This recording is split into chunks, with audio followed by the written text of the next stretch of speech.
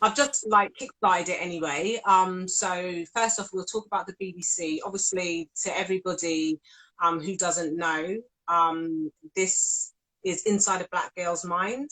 So we're going to be talking about all kinds of topics, and today's topic is diversity within the media and the entertainment industry. Um, and I'm here with BB.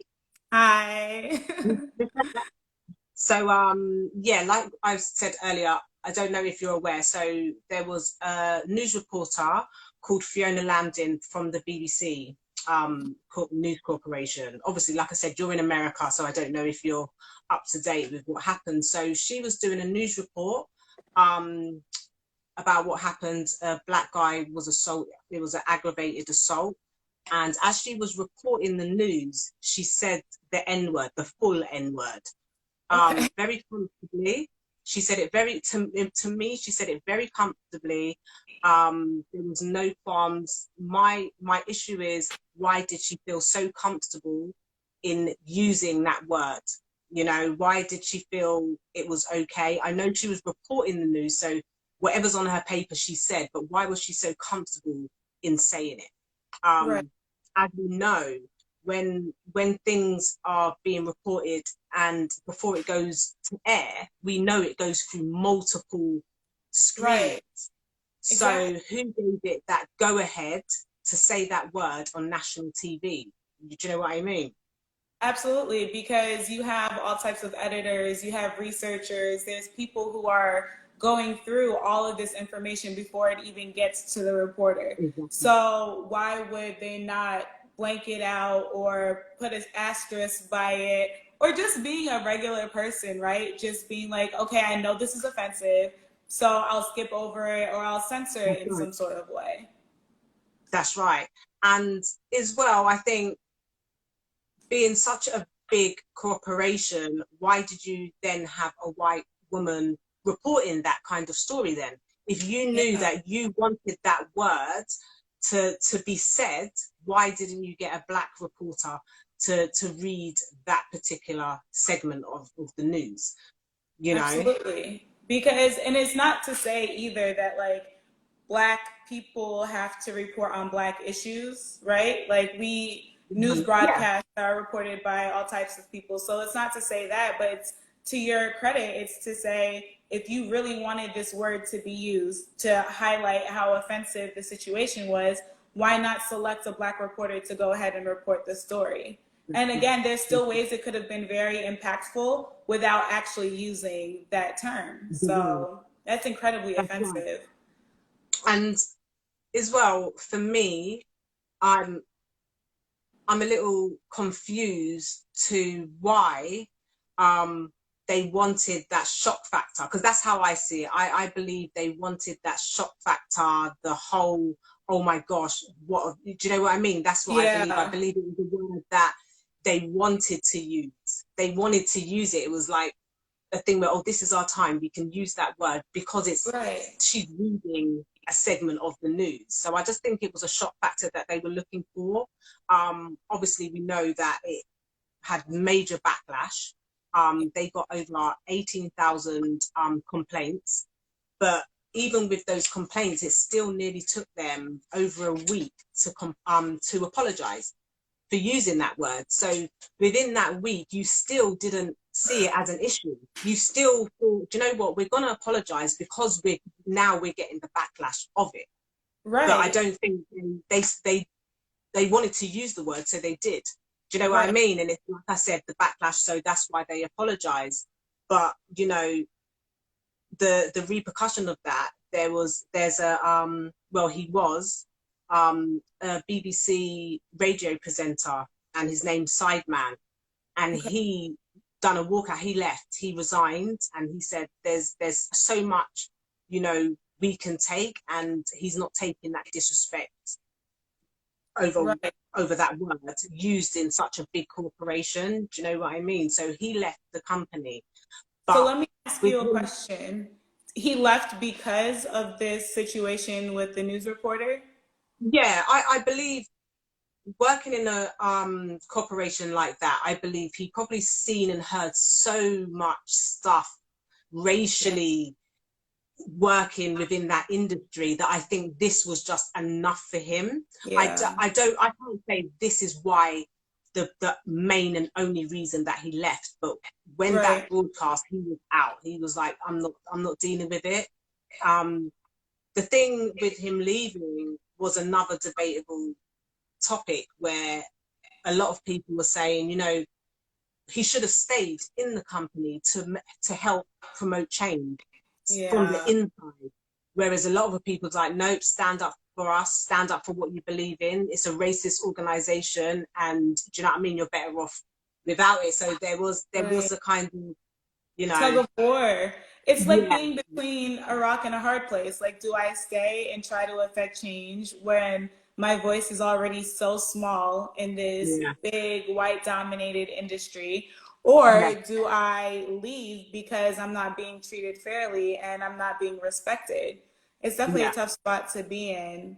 I think, well, even though you're saying, you know, he's not being respected, I think he done it for himself and us. Do you know what I mean? Like I said, those organizations, they weren't originally made for us. Do you know what I mean?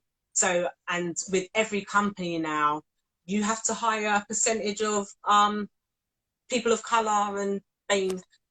Do you know what I mean? Right. I think almost like it's a quota fill. Pardon? Like they're trying to fill a quota. That's right. That's right. You know, at the end of the day, you have to understand that with these major companies, when they hire Black, Asian, minority ethnic groups, you know, they're fulfilling their diversity, and you know what I mean.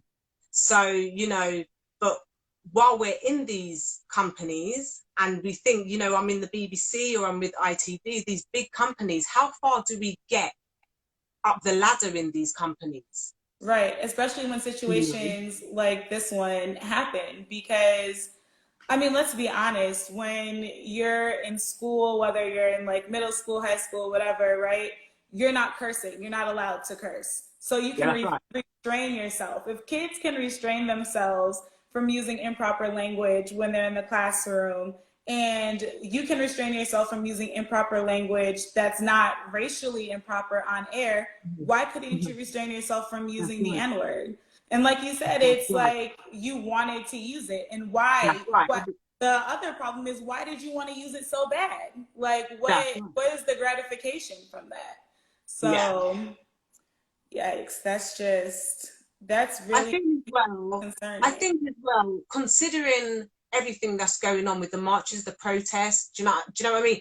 Black Lives Matter. How did you think it was appropriate to even say that word at all? Think that was true? And I just don't. And then to wait 2 weeks or a week later, it's almost as if you didn't even see anything wrong with it. You were just kind of right. It's like they were going to try to brush it under the rug and hope that people would get over it. So because their excuse is that she was given an accurate account of what exactly happened from the victim. Now that's not a problem because you're reporting the news. It is the word. You could have said N-word. You could have said, you know, there's a highly offensive language that I'm not going to use, but you know, it was racially. Do you know what I mean? There was so much other things you could have said, and this is why I say I believe they wanted to say it. I think they wanted that shock factor. That's what I believe, because otherwise, why would you say it? You know, there is no reason other than personally, she just felt comfortable saying it, which is a problem, and it's lack of professionalism. Honestly, there is no positive shock factor in that. Nobody's gonna want to hear this now. We're not even talking about the assault. Like I just, as we're speaking, I forgot about the assault. All I'm thinking about is her using this offensive terminology. That's right. That's right. And it just goes to show as well, like, how diverse are these companies that you couldn't find a Black woman, a Black man to report this story. And that goes back to what you were saying about the BBC only hiring for diversity and inclusion, like quota purposes, right? So recently, Noel Clarke, he was on a panel at the Edinburgh TV Festival. Mm-hmm. And he made some mention that's very similar. He was like, it's not as if the entertainment industry, at least he was speaking from a British perspective, but in Britain, nurtures your Black creatives. It's like you guys they have to go through extremes in order to be able to gain recognition or gain the type of publicity that they need to be successful in these industries. And it's interesting that he explicitly says, like, Britain waits for Black and brown people to get big overseas, like to get big in America or elsewhere, before Britain actually gives them a platform. However, if BBC was giving the platform necessary to Black reporters, right, maybe this situation could have been avoided. I'm sure there would still be backlash because the word is offensive, but Yeah. it would not have been nearly as much. The blow. It would Right. having a Black reporter or a Black presenter reading that segment of the news, the blow would have been softened. Do you know what I mean? But see, this is the problem. Sorry, going back to what you were saying about Noel Clarke. The problem is that the UK has not opened up to Black entertainment yet. They're still stuck. So I've always had that problem, and I've said it time and time again, is that people from the UK, whether they're in the film industry, entertainment, music, I feel they always feel they go to the US, blow, and then come back. Now, you're from UK, you shouldn't have to go anywhere. Exactly. But, you know, here, they're not given the chance. Do you know what I mean? And this is my issue, that when they're up and coming, they're not recognized. They're not recognized at all. But however, when a white person comes up in the entertainment industry, music, film, showbiz, they're nurtured. Right. They're given room to grow. They have mentors and they grow in that industry. Over here, in their own home, do you know what I mean? And then they become household names. But that isn't the same for us. We have to find different places to go for us to be recognized and then come back home. And that's exactly what Noel Clarke said. He said white writers and directors and actors, like, they're allowed to slowly progress and to build and build until they become a household name, whereas BAME actors aren't. And it's like, in the US in particular, you have to, as a Black actor, you have to accept stereotypical roles of you playing a quote unquote stereotypical Black in order to gain or accolades, right? So that it reminds me of Tyler Perry.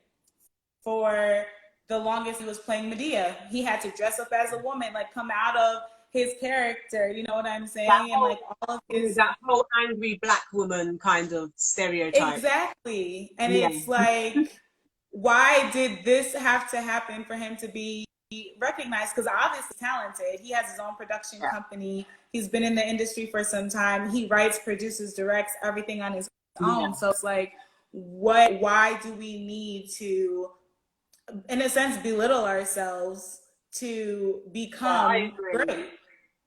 But this is the thing with, and because it's not just America's, because I find that happens here as well. I find that, you know, definitely, because say like not just Noel Clarke, there's so many writers and producers over here, UK based, but it is the story that they always have to tell to get that recognition, to be noticed. It's that whole stereotype of gangs, drugs, knives, killing, prison. Do you know what I mean? And because all of that sells to the white people in these media companies, this is what sells. They think this is what Black people want to see on their TV screens every single day. Do you know what I mean? So they almost have to fit that narrative and that stereotype to get recognized. Do you know what I mean? Which I think is a shame, because I think there's so much more to these producers and actresses and actors than just what we're giving. Do you know what I mean? And so I would it's quite cool. And I would also go as far to argue that it's almost fulfilling some sort of like fantasy for white people, right? Like they have this idea and this image of what they think Black people are doing in their everyday lives. So when they see these Mm, films of Black people being drug addicts or being that's right. over sexualized, you know what I mean? Like Yeah. those certain things play into this idea or whatever images that they have in their head of Black people. So It's it's almost like, definitely he would say that it's almost like, do you know when they say sex sells? Do you know right. what I mean? You know that saying, sex sells. In Yeah. in the Black community, drugs and knives and guns and, like you Yeah. said, drug addicts and single parent homes, to them in these high roles in producers, and this is what they think is it. Well, it Yeah. does, but this is what they have to do to get their foot just in the door. Do you know what I Right. mean? Just to get their foot in the door, they have to write these kind of scripts because this is what these big townhouses want, They you know, want. Yeah. And it's unfortunately. also, it reminds me of Halle Berry and Denzel Washington and Taraji P. Henson, Yeah, right? Like these are all actors who have come to become greats and become well known. But if you look at their starting points, like wasn't Halle Berry, did she have to play like a prostitute before her Academy yeah, Award? yeah. And Denzel Something, Washington yeah, had to be yeah, a, yeah, right, he had to be a drug dealer. Like we're looking at all these people who are obviously yeah. very talented. I don't want to say the word lowered themselves, but in a sense, they shouldn't have had I to believe they take on a did. role. I believe they did, and I Yeah, believe they know they did. You know when you want something so bad, and just like I said, just to get your foot in the door, you know what you absolutely. can do, you know what you can do, but just to get your foot in the door, these are the roles that That Black they people take. have. Okay. You know what I mean? There was a film, and I think it was it Chris Rock, and he said something in the film like it was so disgusting, and I was like, oh my gosh. But this was years and years ago. I can't say it online because it was really disgusting what he said. Yeah, But these are the roles that our Black people are taking just to get their foot in the door, because this is the only roles they can take at that time to right. be noted. You know what I mean? Until they can climb the Yeah. ladder to where they are now. And that it's really crazy. And one of the people who really was affected by this is Monique, right? The comedian. Oh yeah. Was she was in a consistent battle with Netflix over her offer of a comedy special. And Mm-hmm. like, let's not get it twisted. Monique has a great catalog. She has an Yeah. awesome career. Unfortunately, she was one of the same actresses though that had to portray a negative stereotype to really be recognized. Her Academy Award didn't come until she was playing a drug addicted, abusive mother in the movie Yeah. Precious. Yeah. But when we look at Netflix and we look at, these actors and the actresses, it's not just having to play negative stereotype roles that come into play. It's also having to deal with not being given your adequate pay and being Yeah. lowballed. I know when we were talking earlier, you mentioned Viola Davis a little bit and how she champions Yeah. for equal pay You know, for the thing, women. when we talk about diversity, like I said, it isn't just pigeon. You can't just pigeonhole it. Do you know what I Right. mean? Like what Viola Davis was trying to say is that as Black women in the workforce, in the media, entertainment, film, we don't get paid the same. At all. We it's a big difference to your Yep. white counterpart, to your female white counterpart as well, not just the male, because a lot of people Right. think women, not that they think, because it is true, women do get paid less than men, but as a Right. Black woman in the industry, you get paid less as a Black woman to your counterpart who is a white female actress as well. Do you know what I mean? So she Right. was a big advocate of trying to change that, and she was Yeah. advocating. This was going on for a good while. She was doing Instagram posts about it and adverts and stuff like that, because Right. at the end of the day, we do have the same. We have a gift. Do you know what I mean? If I'm giving you your gift, you have to respect me enough to pay me what I'm worth. And I think that's what Viola Davis was trying to say. Like, pay me what I'm worth. Pay the other Black actresses what they are worth, you know, and that's what she was advocating for. And that actually brings me right back to Monique. That's like such a perfect example, because when it came to her issue with Netflix, like, I believe Netflix offered her what, like $500,000 to do a comedy special, but then turned around and offered Amy Schumer $13 million. So it's like, when you're coming into this industry, you're already a step behind. What's the saying? Yeah. We have to work twice as hard to get half of what they get. And that's almost like a literal sense of that, right? And when she had that, she was upset about this and that she wasn't going to accept it because it was way too low. They definitely lowballed her. It was almost as if people didn't believe that she was worth what she was asking for, which is a whole other problem that we have to combat. But like, at the end of the day, Monique's situation really it almost opens up a door and paves the way for Black female creatives, because she did sue Netflix for gender and racial discrimination, because slap in the face. That was a slap in the face. You know, if you look back, if you look back at Monique's catalog, her history, do you know what I mean? Like, just from her stand-up comedies, she goes way back. So to come into, we're in 2020. Obviously, this happened. Was it last year? I think it was last year, the year before. But you have to put some respect on her name. Do you know what I'm saying? When you're offering her something, there's no way you could have offered her that and then turn around and offer another person way more than that. And it's like, if you don't know who she is, you need to know who she is. Do you know what I mean? It's just that was so disrespectful. And the thing is, like, you were mentioning that it's not just, white and Black, because in her Netflix situation, she actually mentions that, I think it was Chris Rock, but she mentioned a Black male comedian who was making like 20 or like close to 40 million for the comedy special. And instead of being like, okay, she has a point, it was, well, you're no Chris Rock. Okay, but like you mentioned, look at her catalog. Like, let's not act like she's not established. Let's not act like she's not a great comedian. And it's crazy to think that Netflix really thought, I'm going to offer you $500,000, but I'm offering everybody $30 million. That's a big difference. We're not talking about 500 to 1 million, which is a lot of money anyway. But we're talking about an extra $12.5 million that they charge her on. You know what I mean? So you see what the problem is, though, with that situation, is that a lot of the people that was on her back were Black.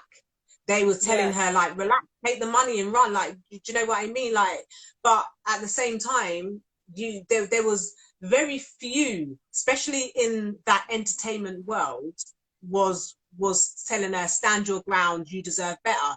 Do you know what I mean? So because a lot of people was not out of, our community was not fighting with her and for her, I believe that Netflix and these big corporations and organizations, if we don't stick together, then they can tear us apart. Do you understand? So where she's fighting for her worth, you've got her own people saying, what's wrong with you? That's a lot of money. Pull back. And do you know what I mean? And these companies can see that. They can read what's being said about her. So do you know what I mean? I think that was a big issue as well. And like you said. Oh, is she frozen? Oh, your internet. Am I back? You're breaking up a little bit. Oh no. You're better. Yeah, it's okay now. No, it's not. No, it's not. Internet's lagging. But yeah, Like you that's said, the anyway, companies guys. are listening, they're paying Oh, attention. she's back. They literally hire people to do this, to do the research. So if they see that we as a population aren't backing these creatives, they're not going to feel like they have to pay us That's right. anymore, because That's for right. what? We're That's going to right. continue as the public, we're going to continue watching regardless. So it's like detrimental. And I mean, speaking of Netflix, let's talk about Michaela Cole. Like, Mm. recently she came out, they were talking about how she turned down a Netflix deal because they were offering her $1 million for her series I May Destroy You. And it's like, the $1 million wasn't even the problem to her. The problem for her was they weren't trying to give her any rights. And And that's a she big wrote, issue. That's a big right, issue. huge, because she wrote, produced, and starred in this. And this is a story Mm. about her sexual assault. Like, this isn't something that she just made up. This is like a Yeah. personal story. So like, she's owed that. And it's unfortunate because she actually did try to negotiate with them. And I thought this was crazy. She tried to negotiate with them. She started at 5%. All she wanted was 5% copyrights. And they said no. She bartered all the way down to a 0.5%. Not even a whole Imagine that. percent, a 0.5%, and Netflix still said no. So it's like, you want these people to like be a slave for you, for lack of a better term? Like, what on here? And why don't you feel like she was due that when she put in all this work and energy into her project? See, my issue with that is that, you know, if you can offer me 1 million, because, you know, 1 million sounds like so much money when you don't have it. Right. Do you know what I mean? But you've offered someone 1 million of their own story, their personal story, right? Now, you're not giving her no copyrights. If she took the 1 million and just went with that 1 million, they can do whatever they want with that film, and she would have no rights, Absolutely. no money, nothing. And this is my issue.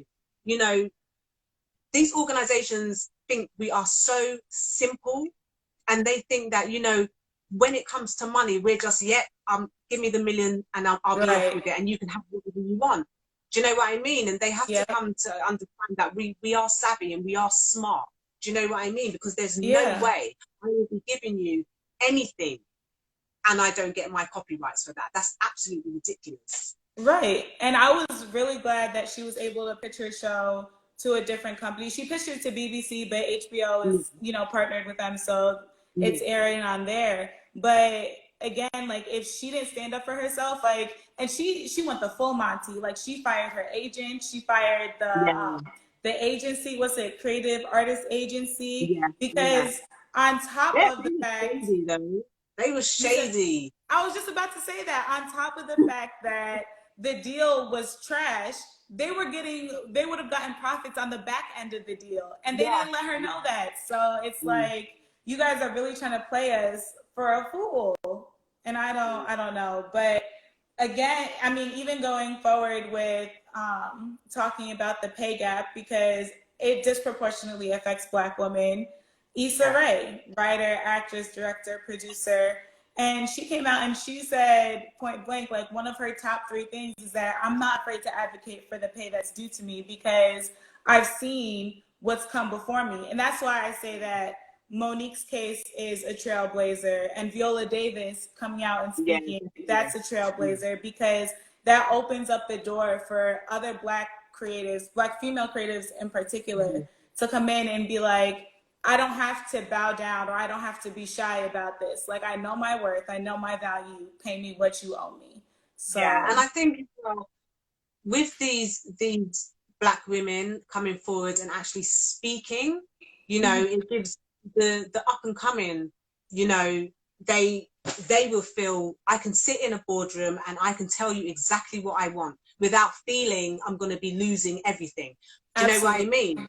And this is the thing. I feel like I said earlier, they offer you something, and because it sounds so big and elaborate, they expect us to just grab it, not read the terms and conditions. Do you know Right, what I mean? right, So I'm glad this is what we needed. We needed these women to come forward and really set the pace for the up and coming, you know? right. And because I'm sure when they started, they probably didn't know much about it either. They were Of like, course well, I don't have a choice. Like, I have to accept this. But again, if looking at the difference of $500,000 to 13 million, $500,000 is pennies compared to $13 Nothing. million. Yeah. Like, That's a it's step just, in the face. yeah, it's crazy. And it's not just money either. Like, we see it with award shows. I mentioned Yeah. Monique with the whole Precious, or starring in Precious in order to get her Academy Award. But something interesting that I thought Issa Rae said was that, awards don't validate you as an actor, but rather they bring attention to your project, and that lets Yeah. people see it. And I think that's an interesting way to look at it, because awards are being made a big deal of, right? So the Yeah. Academy Award, if you get an Oscar, it's a huge deal, and this, that, and the Yeah. third. But recently, that actually brings to my mind the British Journalism Awards. Mm-hmm. So they decided, whoever the Academy is for the British Journalism Awards, decided that they're going to add a BAME category. And BAME, for people who don't know, is Black, Asian, and minority ethnic. And it's similar to the term person of color or POC, minority, that we use here in the US, right? And their reasoning for bringing this category of the award is to, quote unquote, honor Mm-hmm. Barbara Blake Hannah, who was the first Black reporter on British Yeah. TV. Yeah. But my problem with that, to start, we'll start with this. My problem to start is the fact that Blake Hannah, Barbara Blake Hannah is very much so alive. She's 79 years old. She lives in I know Jamaica. they do. The way that they presented that, it was almost like she had passed. Right.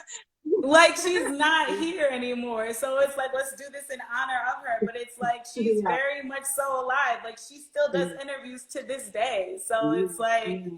if your intent is to recognize her, then give her an award. Like you see with like the MTV, the BET awards, you get Mm-hmm. humanitarian awards, et cetera, et cetera. She deserves a humanitarian award because she went through tons of racism in the industry in order to, pave the Yeah. way for Yeah. people coming up. So My my sorry, cutting you. My thing with that is it still seems like a segregation to me. Do you know what I mean? You've got an award show. This is for our people, and we're gonna do a Black, Asian, minority, ethnic group award as well. We're yeah, not together. We've got separate awards. Now, my thing is, if it was a separate award to for Black people and people of color, yeah, then why wouldn't it be on one of our platforms? Do you know what I exactly. mean? Yeah, and I was thinking about that earlier. I'm like, if I don't, again, you mentioned I'm in the US, so I don't know if there's a journalism award specifically for Black people. Like, we have the BET awards, that's Yeah. for, you know what I'm saying? I don't know if there Then is that. that award could have gone, she could have been awarded that, or have her honorary award on the Mobos. We have the Mobos, that's supposed to be for Black entertainment and humanitarians and things like that. But even that is getting, for me personally, I Yeah, believe the mobile awards are getting watered down. A lot of white people are getting awards and on that platform also. So I don't think it's almost, we don't have anything tangible for ourselves. yeah, We always have to kind of include everybody else, kind of thing. But yeah.